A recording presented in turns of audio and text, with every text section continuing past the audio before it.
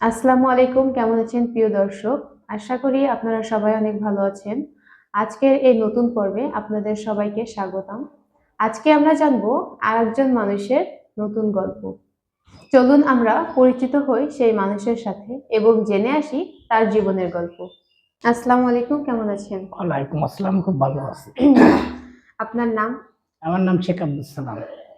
আপনি বর্তমান কি করেন? বর্তমানে আমি রিক্সা চালাচ্ছি। আপনার পরিবারের সদস্য সংখ্যা? আমার পরিবারের সদস্য সংখ্যা মেলা।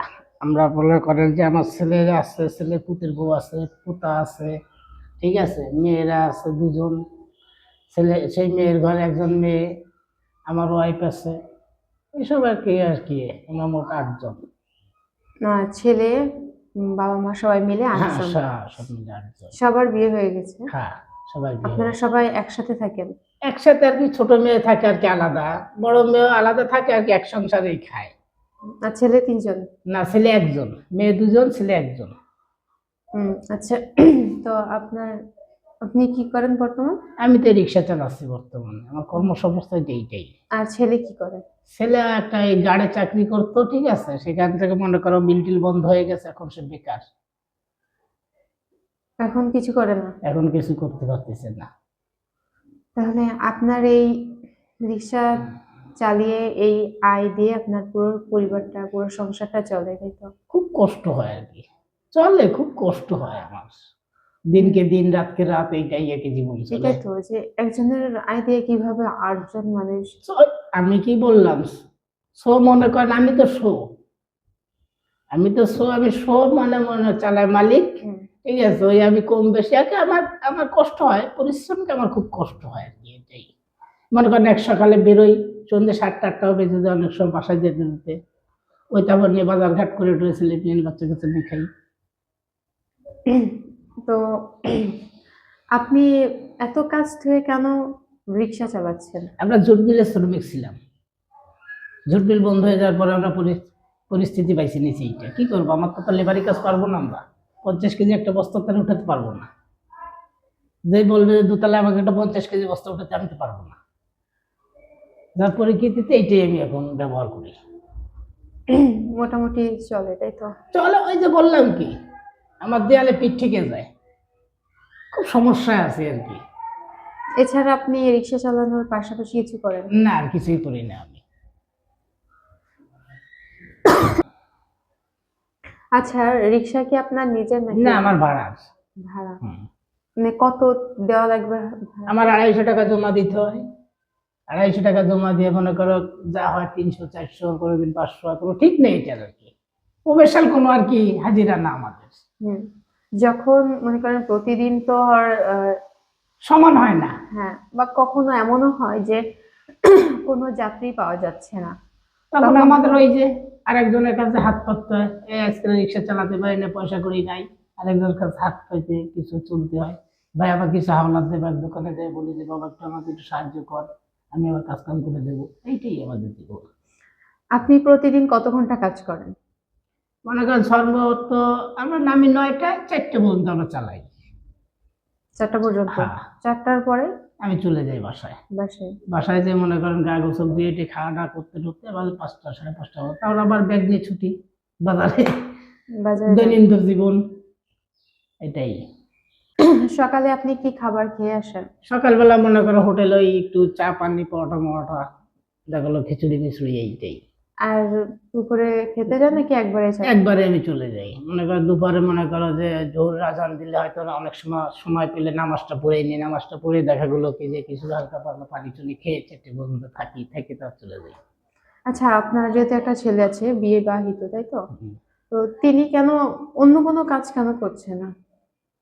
সে একজন অনার্স ফার্স্ট এই মহসিন কলেজে পড়ে, হ্যাঁ, ঠিক আছে, এখন সে আর কি আছে কোনো লাইনেই আছে, কিন্তু লাইনে মিলতেছে না, এখনো চাকরির খোঁজে? হ্যাঁ, চাকরি খুঁজে। এত পড়াশোনা করেও?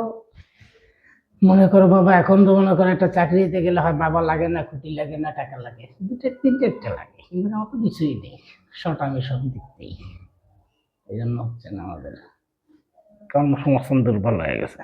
মনে করো একটা চাকরি নিতে গেলে এখন লাগবে 10 লাখ, এটা এখন তোমাকে বোঝাচ্ছি, মনে করো আমরা যদি এখানে যদি ভাই ব্রাগার বা বড় উচ্চ লেভেলের লোক থাকতো তখন হ্যালো হাই ওইটা এসে করে দিত, কিন্তু সে তো নাই আমার। তাহলে এখন কি করবে? এখন কি করবে, ওই যে যদি পায় কোনো জায়গায় একটু বেসরকারি সংস্থায় যদি ঢুকতে পারে, এটাই আর কি চেষ্টা আছে। আমাদের প্রত্যেকেরই ছোটবেলা থেকেই একটা স্বপ্ন থাকে। তো আপনার এমন কোনো স্বপ্ন ছিল ছোট থেকে যা এখনো পূরণ হয়নি, বা তার না, এখন আর কোনো স্বপ্ন নতুন নেই বাবা। ছোটবেলায় কোনো স্বপ্ন ছিল না? ছোটবেলা মনে করে অভাব কি জিনিস আমরা বুঝিনি, আমাদের নিজেদের বাড়িপত্র ছিল, সবকিছু ছিল, অভাব কি জিনিস বুঝি নাই। এখন এই মিল কারখানা বন্ধ হয়ে যাওয়ার পর আমরা অভাবী হয়ে গেছি। আপনার তো তিনটা সন্তান, হুম। তিনটা সন্তানই শিক্ষিত। না, মেয়েটা ক্লাস 6 পর্যন্ত, ছোটটা ক্লাস 5 পর্যন্ত, আর বড়জন হলো যায় অনার্স পাস শুধু এই মহাসিন কলেজ। বড় শুধু ছেলেটা হ্যাঁ, পড়াশোনা করছে। হ্যাঁ। তো তাকে নিয়ে কি স্বপ্ন আপনার? এখন সে তো বিয়ে শাদী করে ফেলাইছে, এখন তারপর তার একটা কর্মসংস্থান তো দরকার। এই জন্য আর কি দেখি যদি লাইন যদি পাই ভালো কোনো জায়গা ঢুকাই দিলাম। এমনি থাকে না যে অনেকের সন্তানকে দেখি যে এটা একটা কর্মে আছে, তো স্বপ্ন থাকে যে আমার ছেলেকে আমি এভাবে। হ্যাঁ ঠিক আছে, ওই যে বললাম না তোমাকে, হয় দাদা খালু মামা লাগবে, নাহলে নোট লাগবে, নাহলে খুঁটি লাগবে। আমার তো কিছুই নেই, শর্ট আমি সব দিক থেকেই, যা পর্যায়ক্রমে আমার আর কোনো আশাও নাই।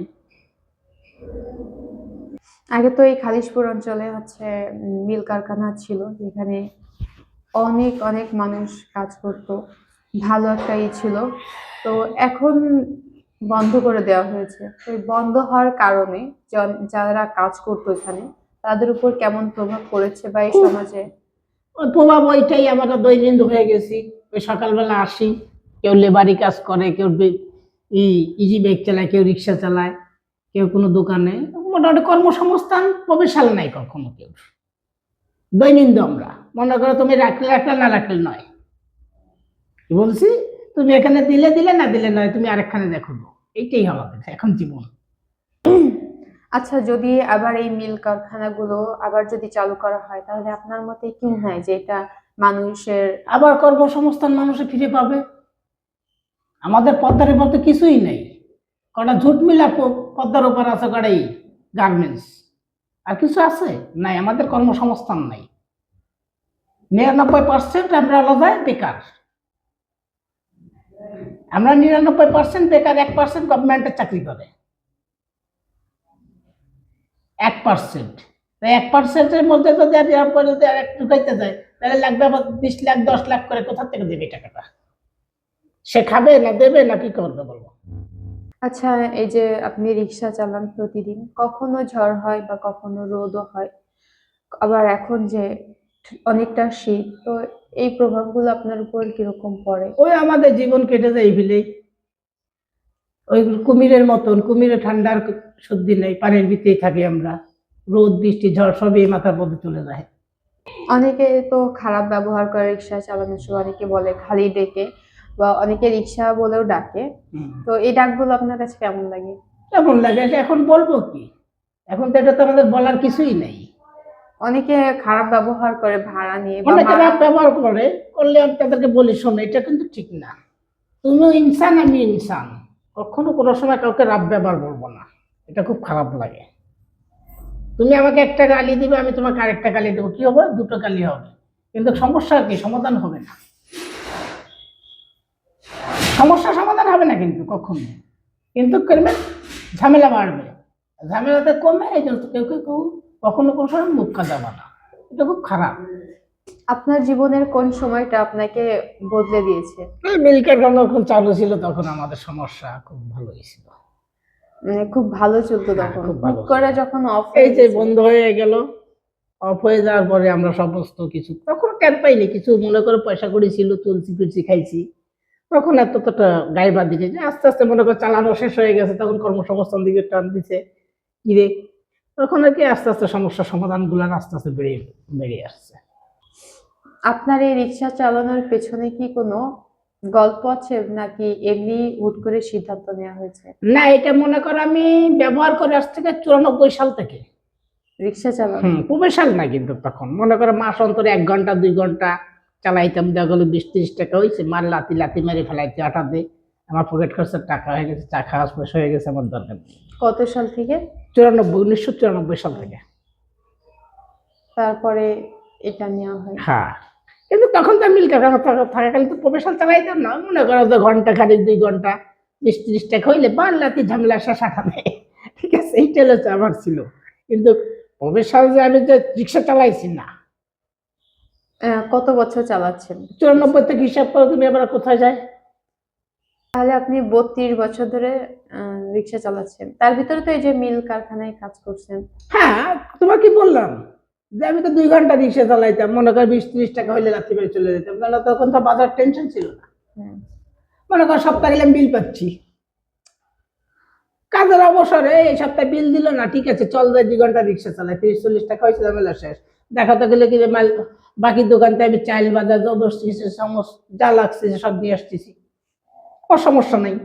আবার বিল দিচ্ছে, আমি তোর টাকাটা পেড করে দিচ্ছি, আমি চলে যাচ্ছি।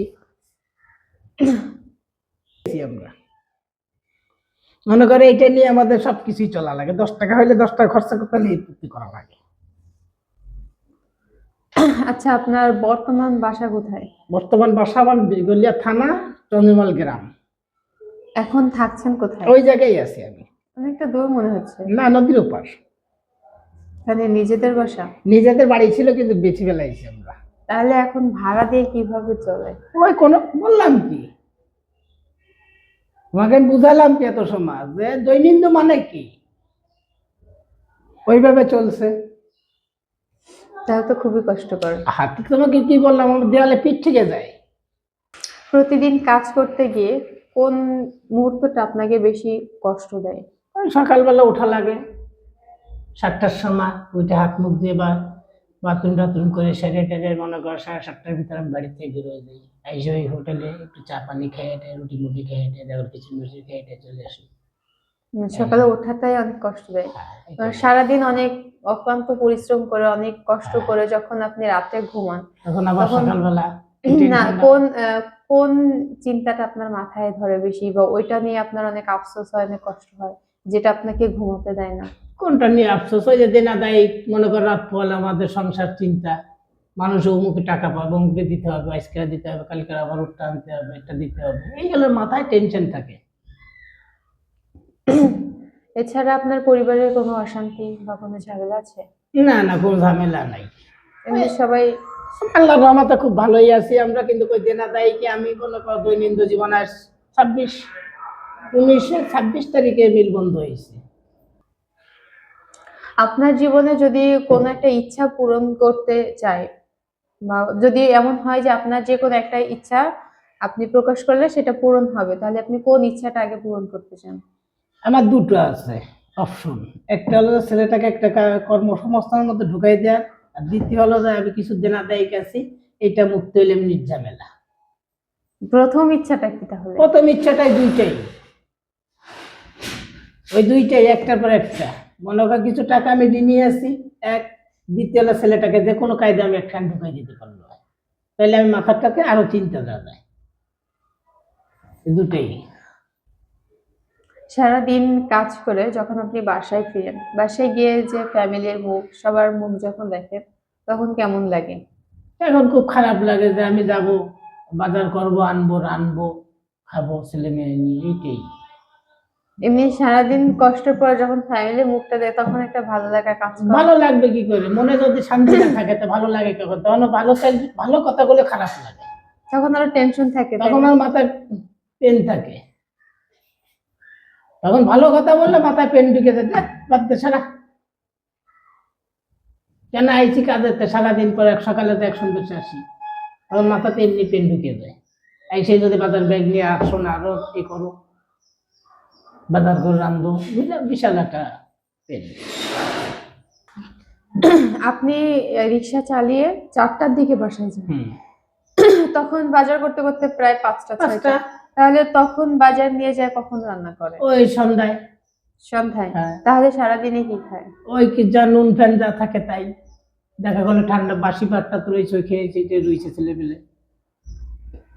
আবার অনেক সময় দেখা যায় কি যে একটু সচ্ছল, আজকে 2 টাকা বেশি হয়েছে, চাল 2 কেজি বেশি কিনেছি, ওই দুপুরবেলা একটু পাক শাক হইলো।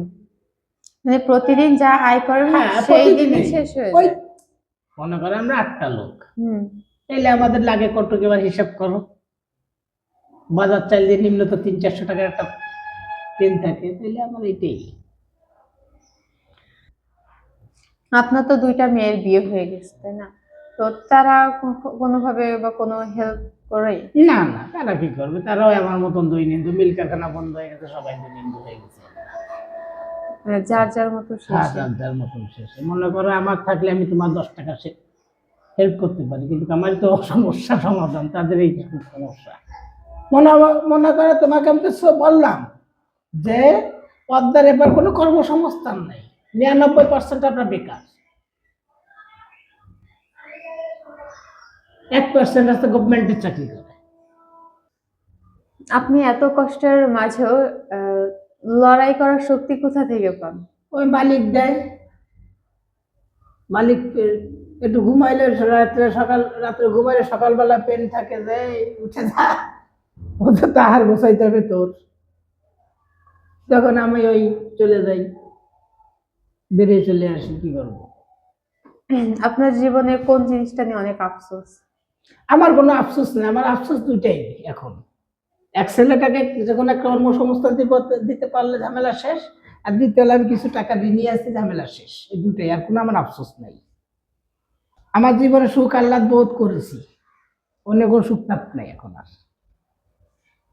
যদি সমাজের সবাই যদি আপনার কথা শুনতে পেত, তাহলে আপনি সবার উদ্দেশ্যে কি বলতে চান? তাহলে সমাজকে বদলাই দিতাম, কিরকম? সবার কর্মসংস্থান লাইন করে দিতাম। মানে আপনি বলতে কি চান সমাজের সবাইকে? যে সবাইকে দেখো, আমরা সব উদ্যোক্তই, যে সমাজকে সবাই কর্মসংস্থান দিকে চলো। কিভাবে? মনে করো যে কোনো গভর্নমেন্ট তো নির্বাচিত আসবে, সে গভর্নমেন্টের একজন এমপি আছে, মন্ত্রী আছে, তার কাছে চলো, চলে আমাদেরকে একটা সমাধান করো যে আমাদের কর্মসংস্থান কোথায়। মেন আমাদের পদ্মার এপার তো কর্মসংস্থান নাই।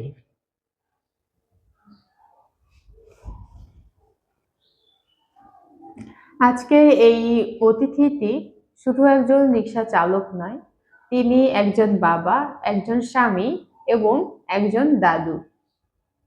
তার সবচেয়ে বড় পরিচয়, তিনি সংগ্রামী মানুষ, যে কিনা পরিবারের সকল দায়িত্ব তিনি নিজের কাঁধে তুলে নিয়েছেন। এই ছিল আজকের গল্প। যদি এই গল্পটি আপনাদের হৃদয়ে দাগ কাটে, তাহলে ভিডিওটি শেয়ার করবেন, কেননা তার কথায় আসলেই যুক্তি আছে। আমাদের এই সমাজে কর্মব্যবস্থা অনেক পিছিয়ে আছে। আজকের এই পর্ব এখানেই শেষ করছি। আগামী পর্বে আবারও দেখা হবে। সেই পর্যন্ত সবাই ভালো থাকবেন, সুস্থ থাকবেন। আজকের মতো বিদায় নিচ্ছি। আল্লাহ হাফেজ।